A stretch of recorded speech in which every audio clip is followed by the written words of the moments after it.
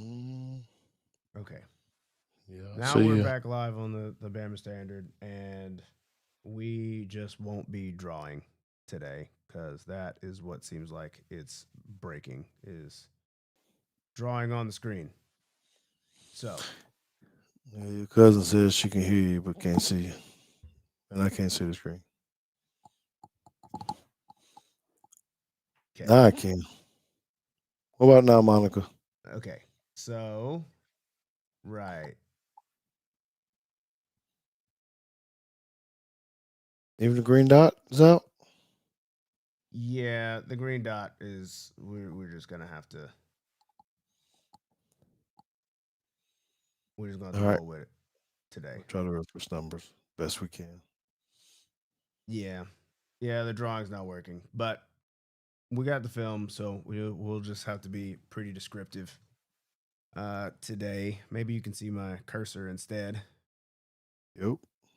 Okay, so we've got what is effectively a forefront, and we're calling it an over because the three technique, this guy who is outside shade of the guard, is lined up on the same side as the tight end, which is this guy, number 86. Right, so we've put the three technique to the strength of the formation. And what's interesting is once he goes in motion, right? You can see the shift here, right? Change strength motion. So we're going to change the strength of our defense to stay in an over front. But what I like most about this is we were talking about run fits last week, right? And we were talking about closing open windows and all that kind of stuff. Linebacker stepping up to the gap, and this is like picture perfect of how this should work. We're getting split zone. Everybody's working to the left. Tight ends coming back to kick out on the right. And we've got number 10 not being hesitant this week, right? He's in here, steps in his gap. 41 gets underneath the block. Boom. Boom. That's good play. Right. And the subtle thing that's missed here is who is this? This is number 11 at the defensive end position, actually getting hands on the tight end. Now, it seems minor, but this actually might be something that I might actually steal and show to our guys. Um, because 85 is trying to release right now and go up to number 41. And because 11 gets hands on him right here, he's not trying to smash this dude. He's just trying to alter the down block. And because we get a little bit of hands on him, it makes it difficult for him. Right now, he's out of position to make this block. And Hmm. because he misses, this is how we get a textbook gain tackle. This is exactly what it's supposed to look like. Very nice. So you're seeing improvement from the linebackers being able to get downhill and not being so hesitant. And defensive line play where you're getting hands on somebody. Small, minor detail, but it helps 41 play just because of the way our lineman plays up front. Let these linebackers run and go get it. Why do you think it took so long for us to be able to get that though? Why? I mean, that's I things don't you know. learned a long time ago. College, first year up there, some cursing out going on, or just good coaching by Womack and the staff being able to start talking about this. Who gets credit?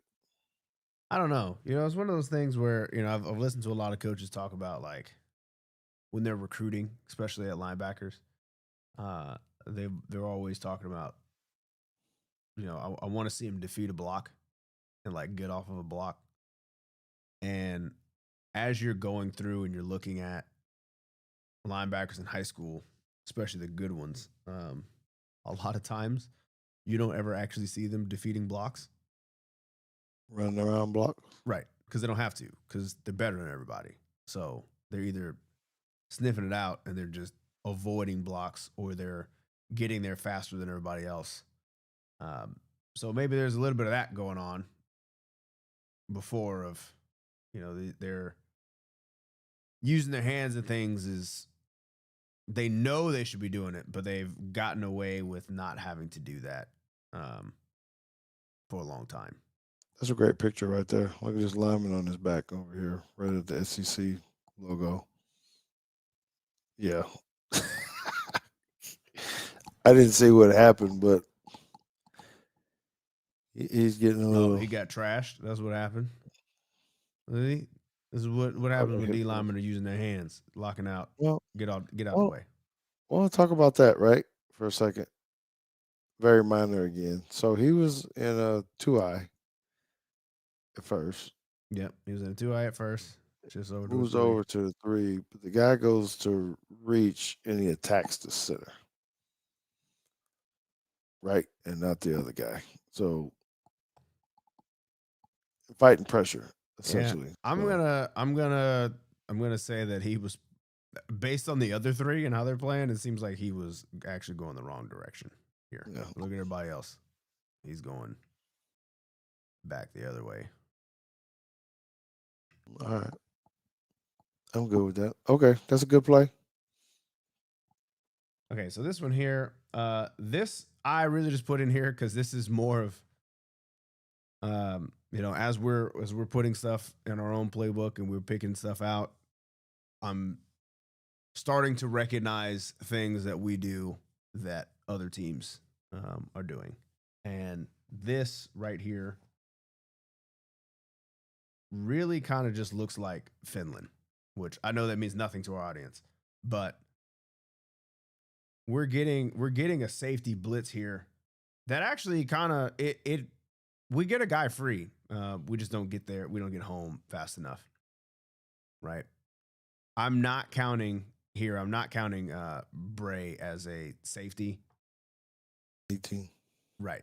I'm not counting him. I know his position is actually a safety, but right now, based on the Call him a personnel they got backer. out here, he's a linebacker. Yep. Um, but what I like about this is how he stunts into B gap and then loops into A. Meanwhile, Saab is trailing and is going to go right into this hole that's created by Bray. Bray. Wow. Big hit. Right, we're getting, and it's a nice simulated pressure too. Now I know why they're dropping out. You know, they're bringing to, Bray on your screen here, and then Saab coming into the B gap. So they're replacing those 2 guys, which is why it's a simulated pressure, right? He's going to drop out. 10's going to kind of drop out and replace those 2 guys. But in this case, if 10 actually gets to go here, this might actually be a sack, or He we affect whoops the on quarterback a a little bit. running back. Right. Because now there's nobody for the running back, or there's nobody for Bray coming in the middle here. Yep. So it's not bad. I don't know what the down distance was. Let's see. Down in distance. It's 3rd and 8. Yeah. Trying to make him get rid of it kind of quick. Yeah. So it's a bit of a calculated risk here. You're thinking, hey, if you catch the ball, you just got to get him on the ground.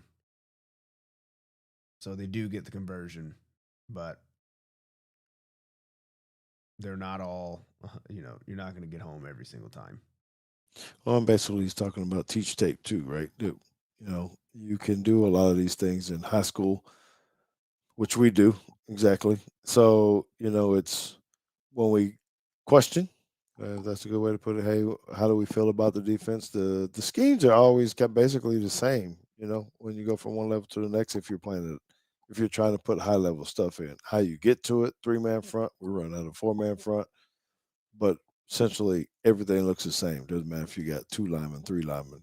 We actually have 4 linemen that you're able to run the same type of coverage. Then we get some corners down here compressed. That'll be Yeah. I mean, the thing that actually I think we could actually do a little bit better at here is I think we're actually playing man and not particularly hot coverage behind it. um, So this deep safety here, if he actually just runs all the way through, he thought he was getting a pick here, and you'll see it. Right. He sees he's driving on number 2 and he stops, he hesitates, But if he actually goes all the way through to what looks like should have been his guy, we do get an incompletion there.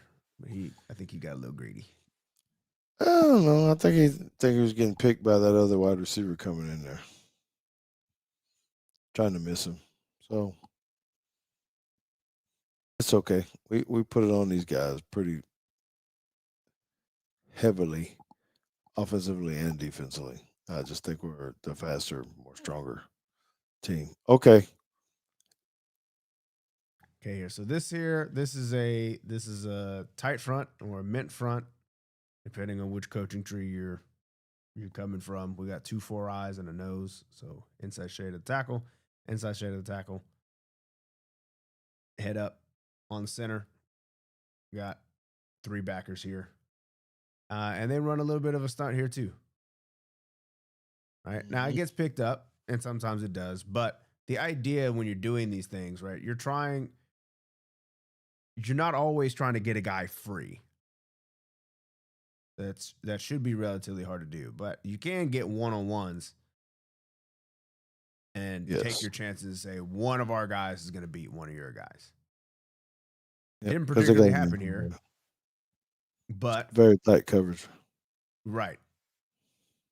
So we go back to the wide angle. We can look at Bray up top at the top of your screen, playing coverage very, very well. A couple picks. Right. Catch technique. Catch technique.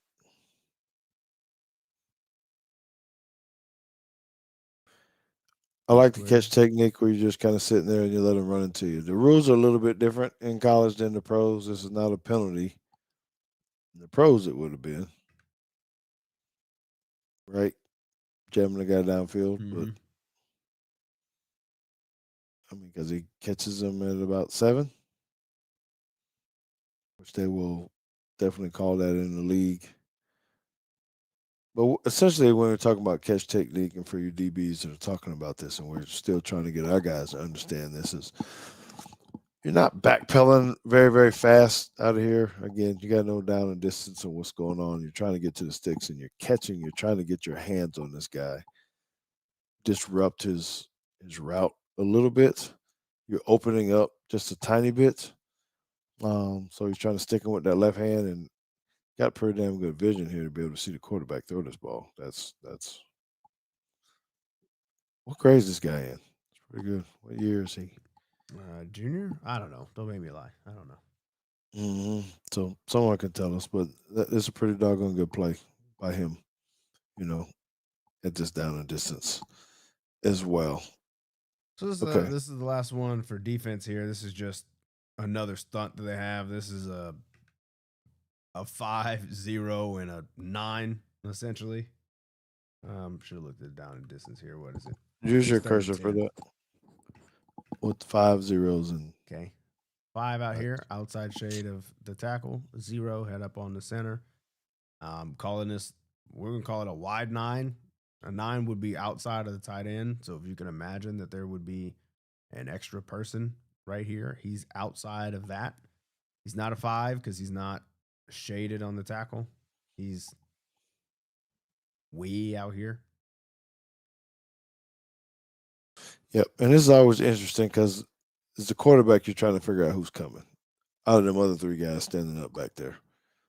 I mean, maybe you're thinking, well, it's just a guy that walked up to the line, but they could send anybody if they wanted to. So you're trying to create a little chaos, a little confusion, get the lineman turning one way, and hopefully later send Bray or some safety or somebody else. Yeah, and this right here is just a good old fashioned tech stunt pick play. Right there you go. There's your free hitter. It's crazy how that works. That's nasty. That's nasty. So the pick play, we're picking 75, 76. What is this number? 75. Picking 75. Got 78 to turn his shoulders. Yep. There's no way he can whip back around to get this guy. Now you got a guy right in the quarterback's face. forcing him to, you know. Yeah, and the thing about it though is, I'm sure if any Wisconsin fans are watching this and they're trying to figure out why their back didn't pick this up, it's because he's got a checklist that he's going through too, right? The line is gonna identify the mic, which I'm assuming they probably picked 0 here because Mhm. he's the backer that's like right here in the box. Like, why would they not block this dude? So he's looking probably 10 to 18, and he might not even be looking up 18, depending on how their protection rules are set. They might actually be saying they're going to pick up 5, and they're going to use the mic to determine which of those 5 they're going to pick up. And it may have been this one, this one, this one, this one, and this one, and they're saying this guy is the back's responsibility.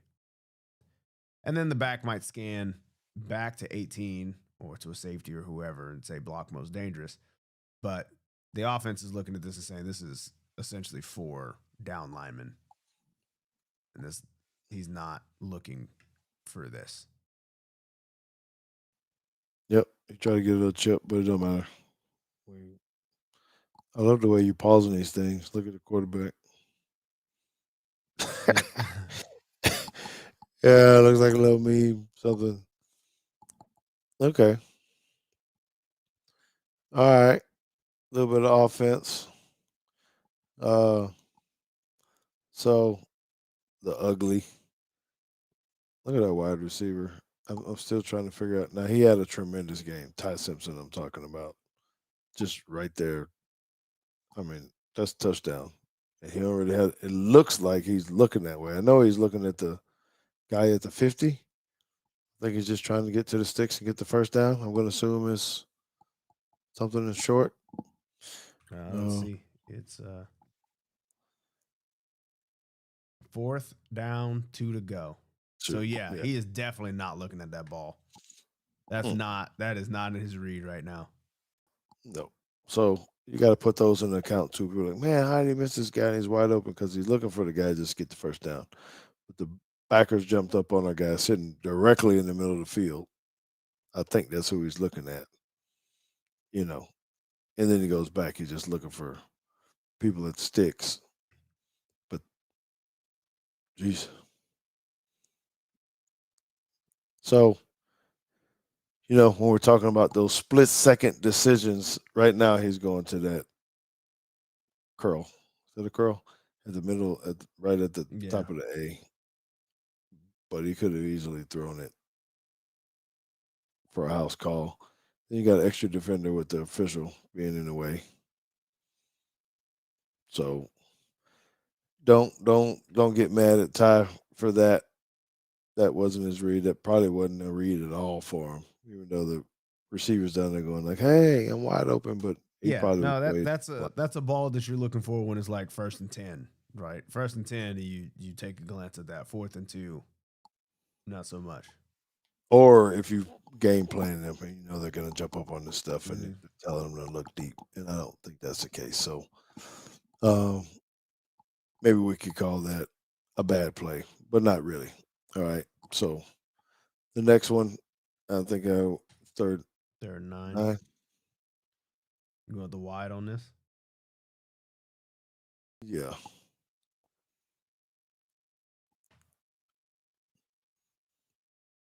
Okay. This is the good one. This is like when you're talking about being able to throw the ball, and we're talking about Ty. So if you watch the whole game, you just see how comfortable he was standing in the pocket, really being up really high and things. But JT, this guy, he threaded the ball into his coverage over people. Someone's breathing down his neck. He's getting ready to get hit. If in the timing, go back to that. When he released the ball, Ryan Williams has no idea where the ball is. Ball's already gone. I mean, it's out there by the DB already in a perfect spot. There's 3 guys around this guy. That is fabulous. By all accounts, he probably should have broke all these completion records for the most completed passes in Alabama history or whatever. But I mean, this is crazy to me. I mean, he gets destroyed too. There's not a lot of guys who are standing there and put that right in that spot. So when you're talking about possibility of the offense and how good that can be, throwing the ball. We'll talk about the running here in just a second, but throwing the ball, that one, regardless of how open he was, looked like the Cowboys game where guys were running all over the place. That's not what this was. He wasn't necessarily that wide open, but he felt confident enough to know that he could put the ball out there. That's accuracy when you start to evaluate talent, at the pro level. Um, and I don't know where he's ranked at. That kind of stuff. I didn't look at PFF and all that kind of stuff. But to be able to throw that ball in there, that's a really high level pass, regardless of who you're playing. That's a big time throw. All right, that's all I had on that one. Okay, so the bad, JT, this is a touchdown. People are saying, well, why is this bad? I think it's bad because we couldn't run the ball. The only guy that had a rushing touchdown is your starting wide receiver. Yeah, and I you mean, know, this probably really shouldn't have been. He got in, but he probably shouldn't have. no, he shouldn't have. If the cornerback triggers out here and runs around our big lineman, probably tackles him before he gets into the end zone. Tremendous effort by him, but we'll go back and talk about the play a little bit. So I think you got a center pull and the Yep, center guard. guard. You got the So athletic to do that. it's not an easy block by your tackle to go all the way down and pin the one technique, right? Fast Mm-hmm. enough. The right side of the line, look at this takeover block by our right guard. That's, I mean, we're probably screaming at our right guard or right tackle. Right tackle. We're screaming at our defensive lineman if you get reached like that. But that's speed and quickness. What I liked about this is that's our linemen are pretty agile. The center gets out. I mean, he's booking it. This is a lot of time on the tape. You can see how well he runs.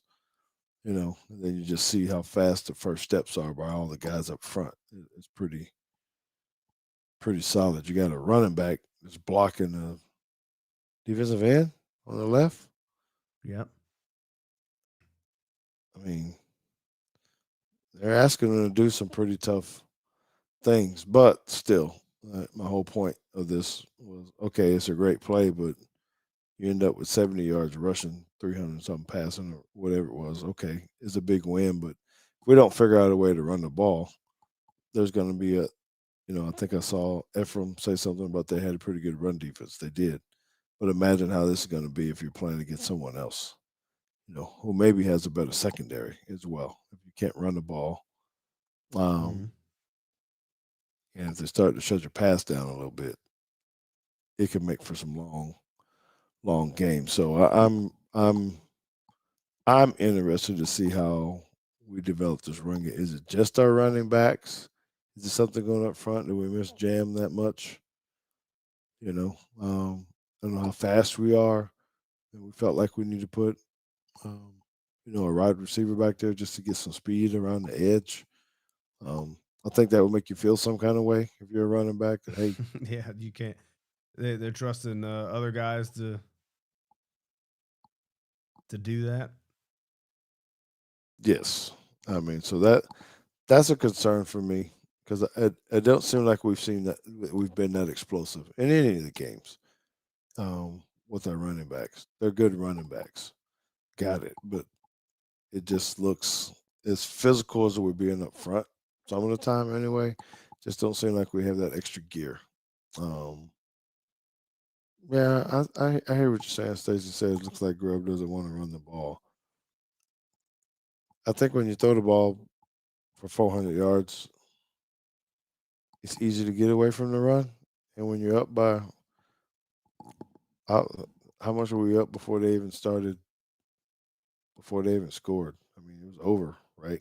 At that time. And now we're just Mm-hmm. so I don't know. We're gonna have to do something to get better up here. I'm not sure when Jam comes back. Maybe it helps some, but we got to do better in the running game if we're really going to compete the way that we are. So, or the way that we need to be competitive for a national championship, we got to be able to run um, the ball. No, they didn't run the ball very much. I don't know that that's his style. I shouldn't say that that's his style, but I think they're going to put the ball in the quarterback's hand. And you just think about Washington, right? I don't know how much they ran the ball. They ran it, but it was all on Penix's arm, right?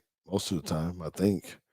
So um, we're gonna have to fix that though in this SEC ball. We're gonna have to be able to run the ball a little bit better with your running backs because you're gonna end up getting some. He ain't Debo Samuel. I don't know if we got any Debo Samuels on our squad. He's a big, tough, physical running back, but you take a beating at that level. Um, so what do we got? We talked about the defense improving in certain areas.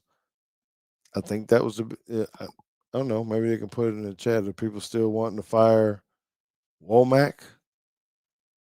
Uh, okay, Stacy. Stacy's saying, hey, Grubbs got fired for not being balanced. What is balance? How do you define balance nowadays, JT? What is a balanced offense? We're coaching. What are we saying is balance? 60 True. 40.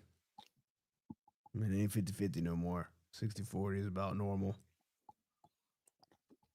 So can we look? What do we have? How many runs and how many passes do we have? Yeah. 382 yards passing, 72 yards rushing. I guess you Average gotta per look at play was attempts. 8.7. Huh?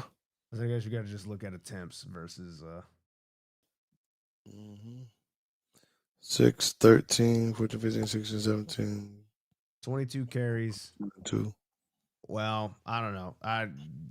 Jury's still out on. I guess they got Ty Simpson for 6 carries. I don't know how many of those were scrambles, but if you count them in there, it's like Jason the Bass says 30 passes and 22 rushes.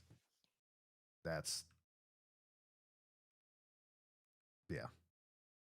What's the actual percentage of that? This is 30 Come on, divided mathematician. by 55 or 52. Yeah, so 57% passed. So that's not crazy skewed, right? I mean, in a normal. No, that's probably about. I mean, that's where I'd expect. Now, maybe do you worry that Kevin Riley had 7 of those carries and Ty Simpson scrambled whatever, and is 7 carries enough for your running back for 20 yards? 2.9 yards a carry. Then everybody else is at 2. Richard Young had 4. Jeremy had the 1 for 2 yards yards and a touchdown. and a touchdown. So, but you got a quarterback who's going 24 for 29. Again, game plan, right? What are you trying to get accomplished here? It just looked like they couldn't cover anybody, so you were gonna just keep slinging the ball. Ryan Williams, 5 catches, 165 yards. Good Lord. I mean, aren't you just going in here at home and we're saying, hey, we're going to just chunk this thing, get us a big win. So I don't know. I thought it was going to be a little bit closer than what it actually was. But So Keith is saying running the ball is different from just handing it off, and it is, which is why I would say if you're just looking at these numbers and you're averaging 3.3 yards a carry, then you probably should be either. Yeah, I mean that suggests to me, like if we're just playing these number game, that you probably should actually be running the ball less because that's less efficient. If you can throw for 12 yards a pass and you're only running for 3 yards a carry, that would seem to me that you probably shouldn't be running as much. Well, the goal is to get first downs, move the chains, and your passes don't have to be all deep balls. If you like you said, if you're averaging 8 yards a play and you're throwing the ball, that's pretty good, right? I mean, shoot, I don't know. I'm not going to complain about it, even though I'm a run the damn ball type of dude. But not if they're not going to cover anybody. Right. Keep throwing the doggone football all the way down the field and keep scoring, and then when it's time for you to try to get out and run the clock, then do it. I guess statistically, I'd like to know when all those runs came. Yeah, I want to know what the actual efficiency numbers are on the rushes, right? Because I mean, if you pick up, for instance, let's say you are averaging 2 yards a carry, but you only run the ball on 3rd and 1, and you're averaging 2 yards a carry. Mm. That's efficient. Okay. Because yeah, it's only 2 yards a carry, but if you only needed 1 yard every time you did it, and you picked up two, then there's no problem here,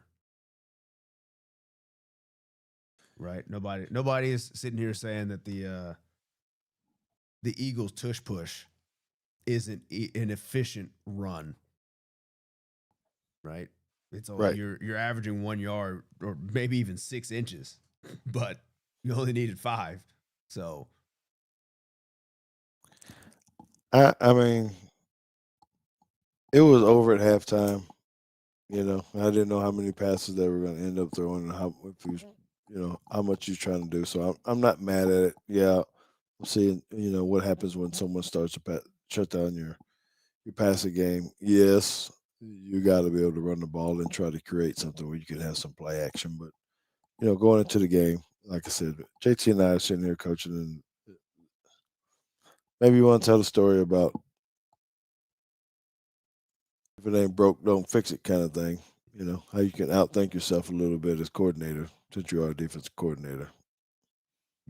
yeah, I mean that's part of the game plan. Sometimes the defensive coordinator, right, is that these offensive coordinators. A lot of times you give them a hitch every play, and they're not gonna take it.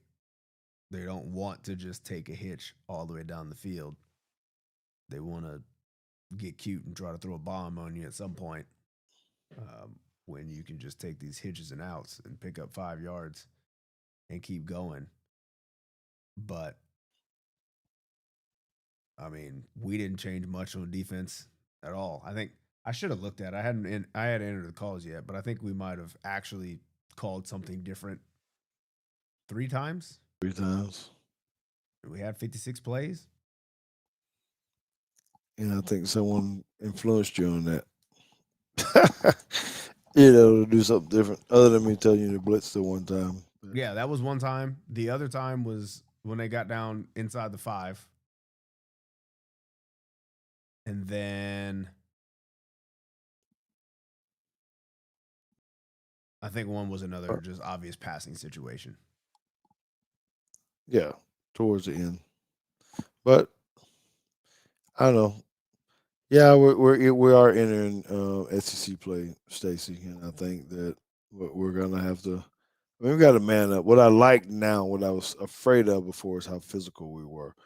I don't feel that way now. Even on offense, you really can watch this film if you had access to the all 22 film. You'll see that our linemen are being very aggressive up there, and we're being very aggressive on defense. I think that's going to be bode well for us, but we we do have to create some running lanes somehow. So maybe when we get our running back, he's a little bit more savvy and a little bit more patient. Knows how to set up blocks. That's very important when it comes to it. When we're looking at it, sometimes you have to help your lineman with your running back just with their patience and allowing things to develop. Um, so I did speak to a source with the Dallas Cowboys, and they were talking about Miles Sanders and Javante Williams, why they use him over Blue, you know, more, not because of injuries, but really just even though Blue was probably faster than both of them, say he wasn't patient enough. So he hit the hole too fast, you know. So he can get his 5 yards, but Miles turned into 50 because he waited, Mm-hmm. and then hit it. Yeah, he got caught. So everybody, man, he got ran down. He's too slow. They're saying, but Blue wouldn't even have made it that far because he would have ran right past the blockers and ran into the linebacker too fast, So I don't know. Maybe I'm saying that to say maybe once we get our running back, maybe he's a little bit more patient and will allow things to develop. Um, right. So that's all I got, man. I think they get a week to rest, get themselves back together, then they got to play Georgia, and it'll be. I think that's the real test, and it is going to be on the way. I did see someone in the chat talking about, hey, road games are super important. Um, they are, just like anything else. But I don't think you go in saying. I think they got enough firepower to at least compete. I mean, Tennessee hung up how much on Georgia? 40. Uh, If you look at our new ticker down here on the bottom, it might run past you here in a minute. um, JT and his AI. You want to explain this whole AI thing you got going on if you down here say or whatever? AI, all I did was have it just print out the scores for me. It didn't. It didn't do the ticker. It just.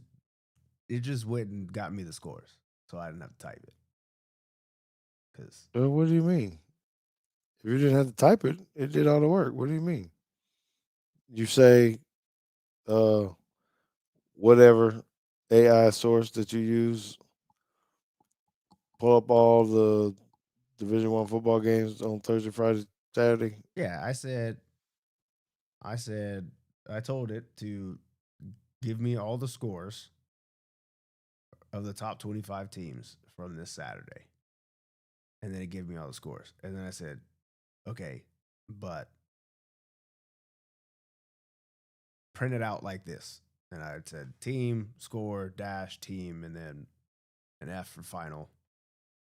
And it just repeated that thing back to me. And then I copy pasted and I put it in a file. And then I had to doctor up this ticker and get that on the screen so that we can have a good time, have a little score. I've been trying to do this ticker thing for years. So finally excited to have it. Well, it looks good. Looks good. The chat looks good. Everything's looking good. I love our page. I love our flipping logo. I said flipping, not something else. Because it does flip. If y'all hadn't seen it, make sure you look at our Teague's Take logo on the bottom right. It spins a little bit. It's kind of cool, So, well, I think we'd be talking about the Alabama football team if we hadn't looked so bad uh, against Florida State. But here we are. He is experimenting. That's what coders do. They keep doing things and see how they can break it. Do y'all actually see how you can break it or how you fix it? What is the process here? No, so there's two sides to those jobs. We do have an entire department whose job is just to try to figure out how to break things. Um, and it sometimes is super annoying because they intentionally like misuse the thing. So it's like Checks and balances. it's like to give an analogy about a car, like if you had software testers for a car, they would intentionally take your car and then just like put apple juice in the gas tank and be like, "Hey, the car doesn't work. There's a bug." It's like, well, you're not like nobody's gonna do that. You don't. That's not how you use the thing. And they're like, well, you should put something in there so that people can't just put apple juice in the gas tank. So that's why I say it gets frustrating sometimes because like that's not what it's for. Don't do that. And they're like, well, if it's not what it's for, then you But shouldn't allow JT, people to do that. but JT, that's why they cover up your tailpipes now. People used to put bananas in your tailpipe. back in the day. That's not what it's for, but people throw it in there and they got a little mad at you, and Yeah, but like there you go. they didn't go to Toyota and be like, hey, you can't sell these cars because people can put bananas in tailpipes. They're just like, hey, don't do that. That's not what it's for.